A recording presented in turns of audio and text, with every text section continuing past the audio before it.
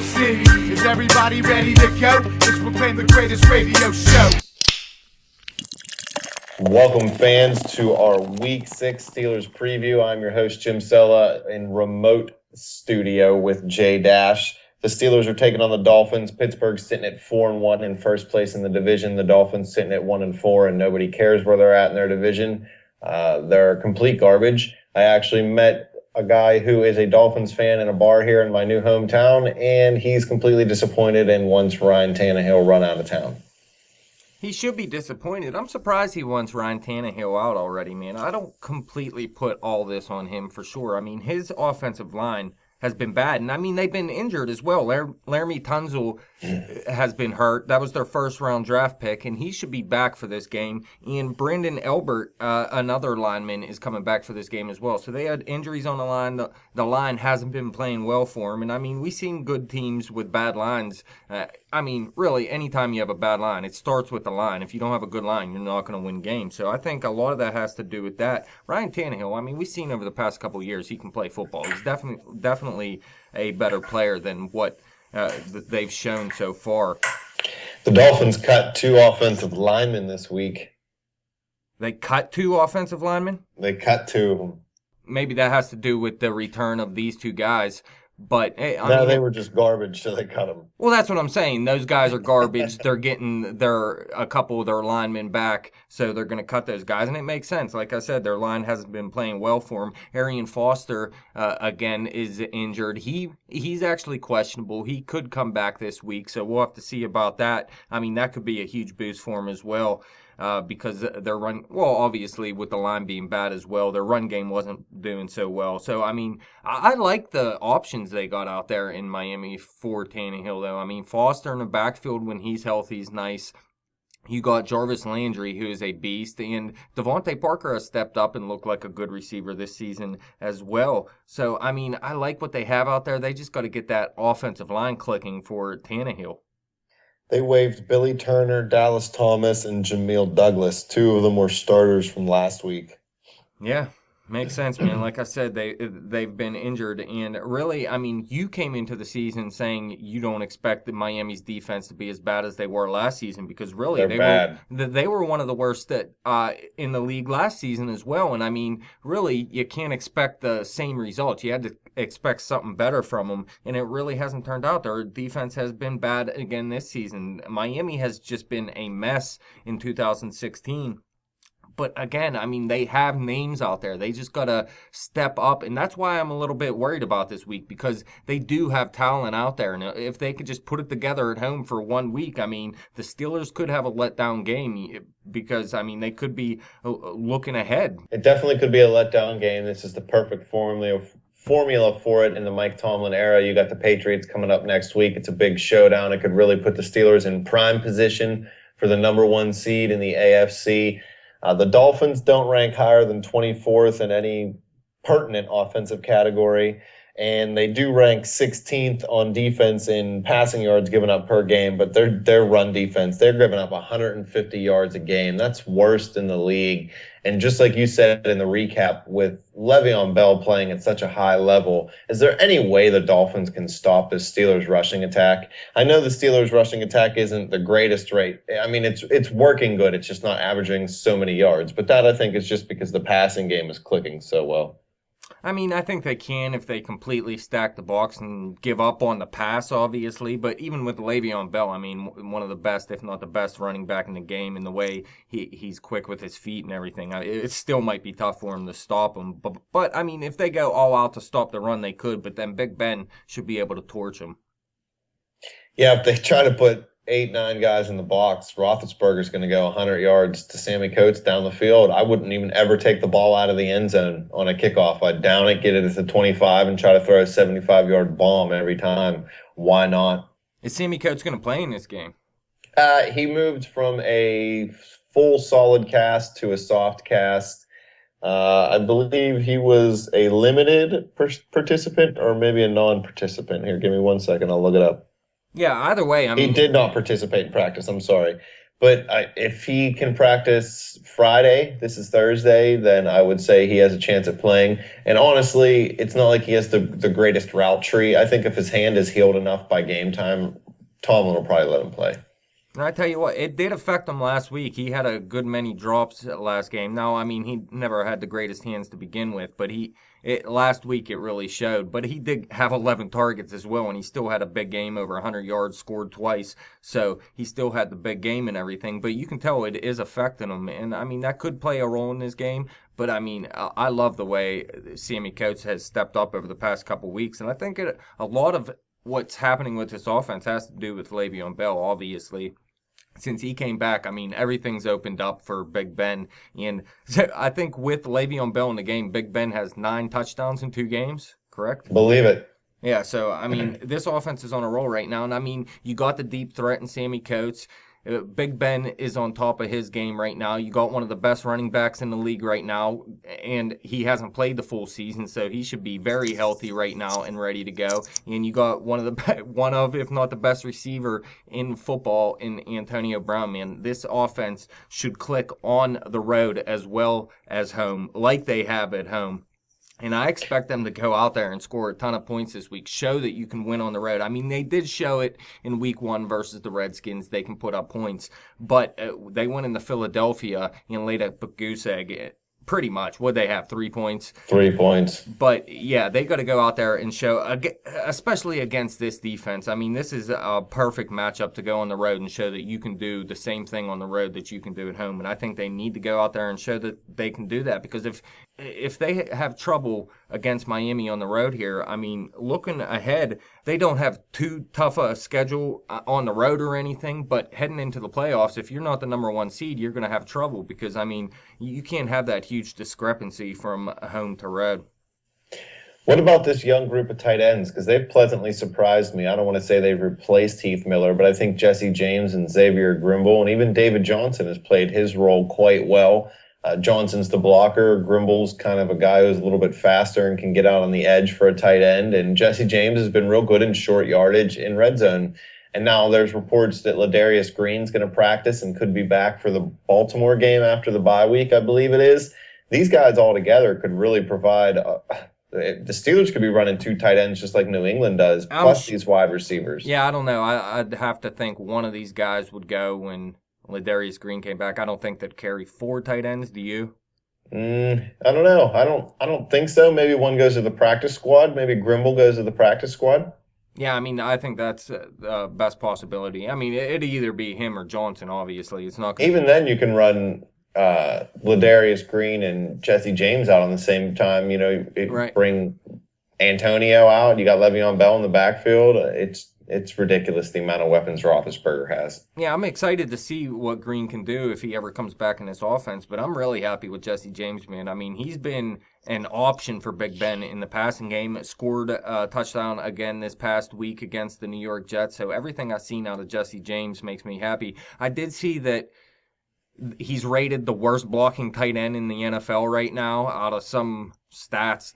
Pro Football Focus, probably. Those stats are garbage. Yeah, I don't want to hear it. I mean, if he is, fine, because this offensive line has looked pretty good to me. It's not like Big Ben's getting slammed to the ground every time he drops back. So if he can't pass block, I mean, the run game looks fine to me too. I know the Jets stopped him somewhat last week. Le'Veon had, 20 carries, 66 yards, but the New York Jets came in as, I think, the top... Second ranked. Oh, second in the league in stopping the run, so it's not a big surprise. I think this offensive line has been great. Jesse James has blocked fine to me. He's not great or anything. I'm not saying he's went out there and dominated, but nothing that when I'm watching the game, like, oh my God, you got to get this guy out of the game. What's up with the addition of Carlos Williams? Don't we have enough people getting suspended on this football team? Well, Carlos Williams, I mean, we like that guy. Isn't that the running back from the Bills? Yeah, he came into camp a little overweight, and he was mopey in training camp, everybody said, so they cut him. Well, I tell you what, he looked pretty good when he got his chances with the Bills. So averaged over 5 yards a carry with the Bills. So I have no problem with it. And I believe he's related to Vince Williams. He might be his brother. Yep, they're brothers. Well, there you go. That's a perfect reason to bring him in. Carlos Williams, he's a solid running back. When he got his chance, maybe he did come in overweight or something, but maybe he lost that weight, and he's a good running back. That could be a great third option in the backfield for Pittsburgh. They signed him to the practice squad. My guess is try to keep him on the roster, see if he gets better, maybe promote him to third string running back, and then probably cut ties with D. Will after this season and run Le'Veon and Williams out there if Williams works out. Yeah, D'Angelo, I mean, he should get a chance to start somewhere. Probably. He's played well. Poor guy's got a knee injury right now, though. You look around the league. Nothing bad. He just tweaked it a little. You look around the league, though, man. Everybody's hurt. Teams need running backs. Believe it. What do you like from this Miami team, though? I mean, I like the options on the offense, obviously, and they got some big names on defense as well. It's just not working out for them right now. Is it head coaching? I mean, that's the only place you can turn, I think. I wouldn't turn to Ryan Tannehill. Is Arian Foster playing? Well, he's questionable right now, so I'm not completely sure at this point, man. But, I mean, he does have a chance at least to play this week. I think the biggest thing with Miami is Ryan Tannehill's been under at least 3 new head coaches, and I think maybe 4 new offensive coordinators. They are not getting a lot of continuity along the O-line with some injuries. The D-line hasn't lived up to the hype. They got Mario Williams. They got Ndamukong Suh. These guys aren't stopping the run. Byron I know Maxwell, they're pass right? rushing. Don't they have Byron Maxwell as well? Yeah, he got benched. The only reason he's back in the starting lineup is because somebody got hurt. These additions that they've made via free agency just really haven't worked out. They spent all that money, and that's why in football, it's not always about how much money you spend. Almost all the good teams spend to the cap. It's how you spend it. You know, you gotta designate the money. And when you're paying a quarterback as much as Ryan Tannehill is getting paid, you're paying Ndamukong Suh as much as he's getting paid. I mean, they don't have a lot of money left for these other guys, and that's probably why they're struggling a little bit. They're not good at scouting, and they're not getting the most value for their dollar. The O-line and D-line are the biggest thing, man. If you can't dominate at least one of those, you're going to be a losing football team. You can't be getting beat defensively, beat on by the other team's running game, and then offensively, you're letting your quarterback get murdered. It's just not a recipe for success in this league. I agree. I think a couple of years ago, Carolina was really bad, correct? And then, I mean, it was their offensive line. Cam Newton was getting blown up every game. And, I mean, all they had to do was fix their offensive line. They went and did that, and look what they did last season. So, I mean, I think Miami is similar to that. I mean, I'm not saying Ryan Tannehill's as good as Cam Newton or anything, but I think they're an offensive line maybe away from being a very good offense. They could, if they could just keep some continuity down there. Joe Philbin was the last coach. They got Adam Gase down there now. He actually had Jay Cutler playing good football. Cutler's about to lose his job to Bubby Hoyer. So he could turn Ryan Tannehill around. And any quarterbacks, look at Roethlisberger when he's getting hit. I know he's the guy who can get hit and extend a play, but if he's getting murdered back there, just like in the Eagles game, he can't be effective. A quarterback can't be effective when the offensive line plays as bad as Miami's. And when you're cutting 2 guys from your starting lineup the prior week and then signing some jabroni off the waiver wire and promoting somebody from the practice squad, it's not looking good for the Dolphins right now. And all that said, I still think this could be a trap game for Pittsburgh. And if Miami beat us 21-10, it wouldn't shock me that much. Well, if they're going to do it, I think they're going to have to do it with Ryan Tannehill in this passing game, in this offensive line, with Tunzel coming back, obviously, and Elbert. They're going to have to step up for Tannehill and block for him because Arian Foster, yeah, he's still a very good player if he can stay healthy, but I don't think he's going to be able to get it done against the Steelers defense in the run game. I think you'd more likely, we've seen Giovanni Bernard put up 100 yards on him and Darren Sproles put up 100 yards on him in the passing game. That's the kind of running back that Arian Foster is. I think most of that's going to be in the passing game, and I think Jarvis Landry has to step up and have a huge game as well.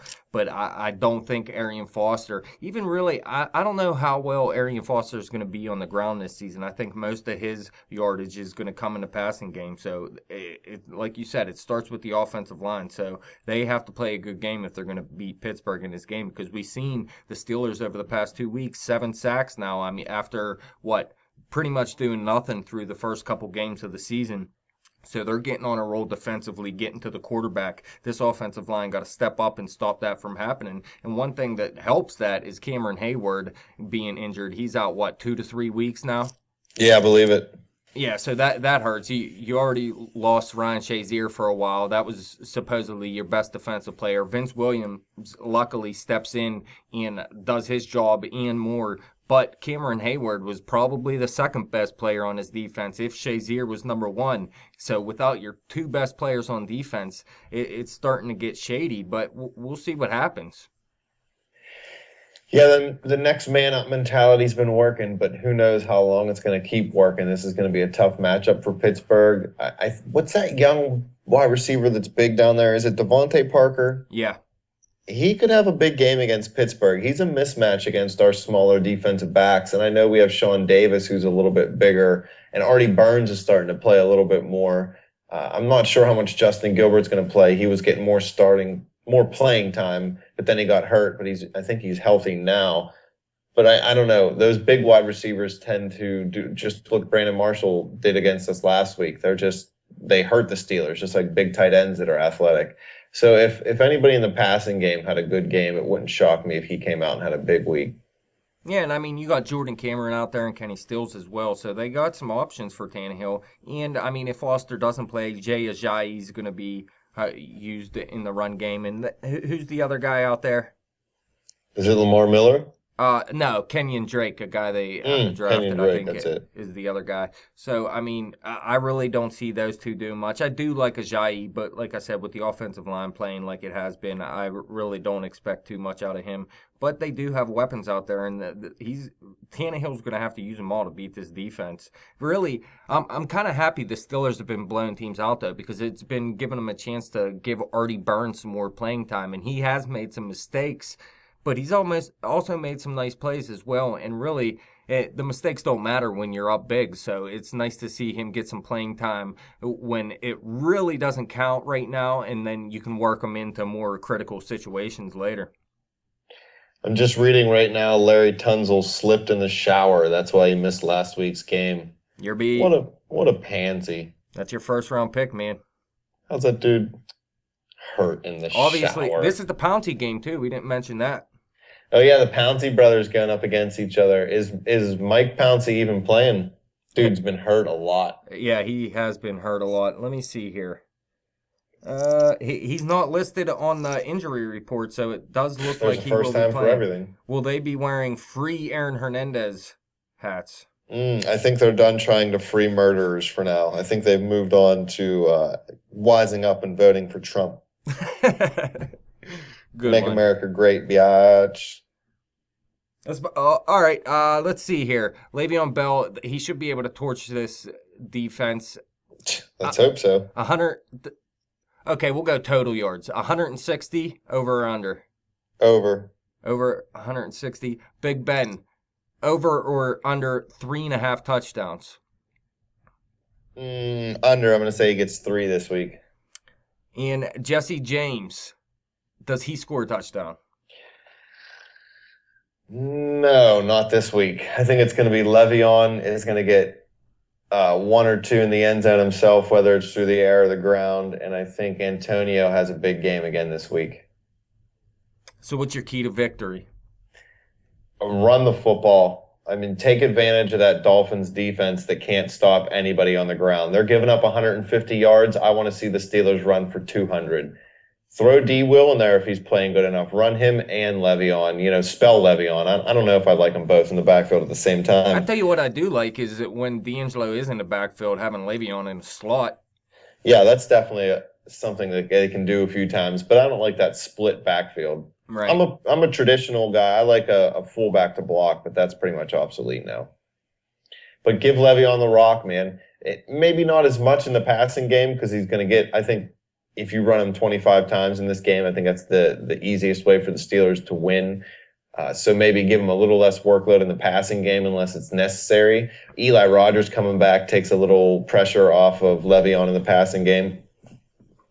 So maybe just let him run the football and just keep ramming it down their throat. And don't take your foot off their throat either, because you can't let a team like the Dolphins sneak back into it. They have weapons. They can score points quickly, and our defense can give up points quickly. And I'm not hating on them, but it's definitely something we've seen.